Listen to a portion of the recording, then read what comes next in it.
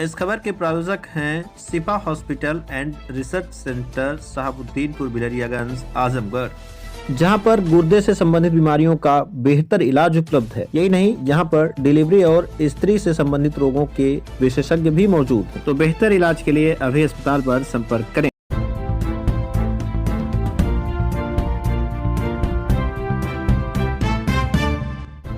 नमस्कार, आप देख रहे हैं तेज न्यूज। मैं हूं आपके साथ विनोद राजभर। आइए शुरू करते हैं खबरों का सिलसिला। तरवा थाने में युवक की मौत के मामले में सपा सांसद धर्मेंद्र यादव का बड़ा बयान सामने आया है। उन्होंने इसे आत्महत्या नहीं बल्कि हत्या करार दिया है। बता दें कि आजमगढ़ जिले के तरवा थाने में छेड़खानी के आरोपी दलित युवक शनि कुमार की शौचालय में संदिग्ध परिस्थितियों में मौत हो गई थी।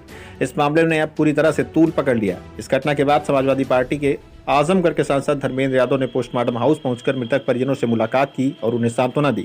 इस दौरान सांसद ने भाजपा सरकार पर जमकर हमला भी बोला और इसे हत्या करार देते हुए न्याय की मांग की है। धर्मेंद्र यादव ने कहा कि शनि कुमार को 2 दिन पहले उसके घर से उठाया गया था और थाने में रखकर प्रताड़ित किया गया। परिजनों ने बताया कि उसे बैरक में भी हथकड़ी लगाकर रखा गया था और खाने पीने की कोई सुविधा नहीं दी गई थी। सांसद ने दावा किया कि दूसरे दिन अचानक परिवार को यह सूचना मिली कि अचानक उसकी मौत हो गई। यह आत्महत्या नहीं बल्कि हत्या है। उन्होंने इस मामले में सपा की ओर से कड़ा रुख अपनाने की बात कही और परिवार को हर हाल में न्याय दिलाने का वादा किया है। सांसद ने भाजपा सरकार पर निशाना साधते हुए आगे क्या कुछ कहा, आइए आपको दिखाते हैं। देखिए, परिवार वालों से जितना बात सुनी समझी और उनकी शिकायत बहुत जायज़ है। कोई मुलजिम अगर किसी आरोप में थाने तक आया तो कानून है, नियम है, 24 घंटे के अंदर उसके चालान होके जेल भेज दो। बाकी केस निष्पक्ष जांच के साथ आगे बढ़ता रहेगा और मामला न्यायालय में चला जाएगा। यहाँ लगातार पिछले 3 दिनों से न केवल उस नौजवान को थाने में रखा बल्कि लगातार टॉर्चर किया और टॉर्चर इस कदर किया कि बैरक के अंदर भी, जैसा परिवार वालों ने बताया, कि हथकड़ी में था, खाने पीने को भी नहीं दे रहे थे। और परिवार वालों को अचानक दूसरे दिन सूचना मिलती है आज सुबह कि थाने में उसकी डेथ हुई है। इस तरह से घटना मैं समझता हूँ लगातार हमारे राष्ट्रीय अध्यक्ष जी कह रहे हैं कि उत्तर प्रदेश सबसे ज़्यादा कस्टोडियल डेथ हो रही है और आजमगढ़ में भी इस तरह घटना सामने आई।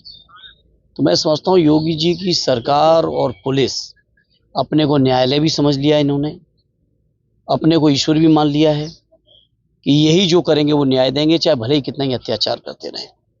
इस नौजवान और उनके परिवार के साथ जो हुआ है, निश्चित तौर पर ये पुलिस प्रशासन का घोर अन्याय, अत्याचार है, शोषण है और एक दलित नौजवान के साथ हुआ है।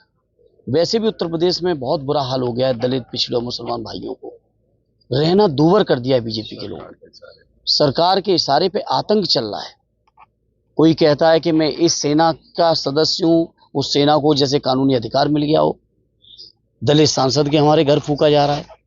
आजमगढ़ में एक दलित नौजवान की थाने में हत्या की जा रही है।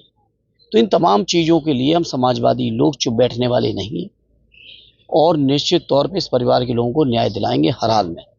और बीजेपी के लोग जिस तरीके का और बीजेपी के लोगों के इशारे पर पुलिस का जो तांडव है या कुछ संगठनों का तांडव है, इन तमाम चीज़ों का हम लोग लोकतांत्रिक तरीके से डट के मुकाबला करेंगे। आज राष्ट्रीय अध्यक्ष जी को भी लखनऊ में रोका गया। सोचो किस स्तर की घिनौनी हरकतें सरकार करने पर उतर गई है। अरे ईदगाह पर जाते हैं, सभी लोग जाते हैं।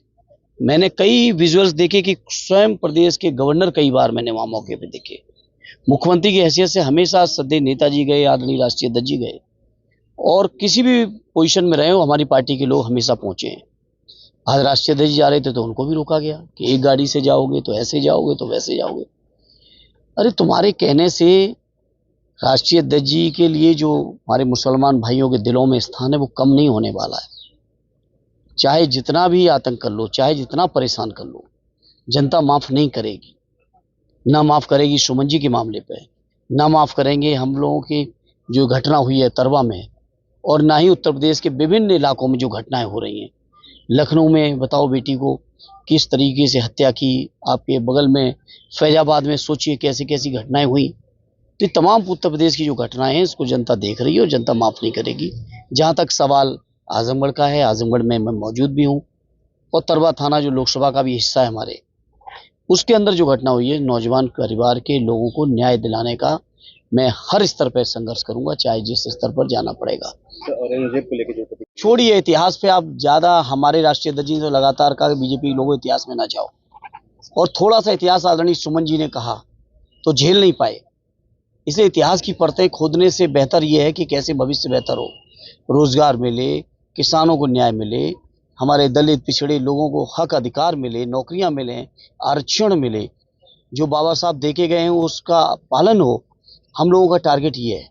और फिर इतिहास में इतना जाएंगे तो इतिहास पर बीजेपी के लोग झेल नहीं पाते हैं, क्योंकि आज़ादी के आंदोलन में भी इनका कोई आंदोलन में इतिहास नहीं रहा बीजेपी का। तो तमाम बयानबाजी चल रही, चाहे सुगंध और दुगंध की बात आप सुने होंगे, योगी जी को जो गौशाला पसंद है। अरे कोई बयान नहीं है, वो क्या बात करेंगे। आज भी हमारे पिताजी लगभग 100 गाय भैंस और उनके बच्चे, उनके जानवरों के बीच में जो गौशाले में रहते हैं, तो क्या बात करेंगे ये लोग। जो बीजेपी के लोग बताएं किसके घर में गौशाले हैं, किसके घरों में कितनी गायें हैं।